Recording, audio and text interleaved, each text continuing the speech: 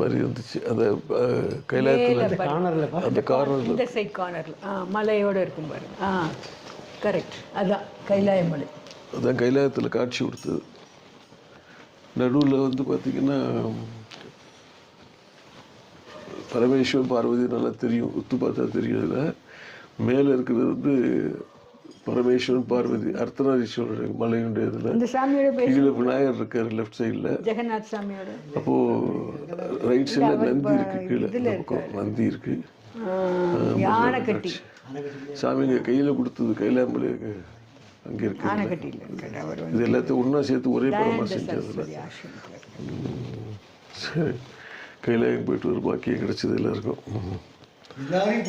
வாத்தியார் 132 வாத்தியார், பெரிய பெரிய வாத்தியார் வந்த கனவாடிகள்லாம் எல்லாம் வேதம் படித்தவங்களாம் பார்த்து கூட்டம் கிடைச்சிது.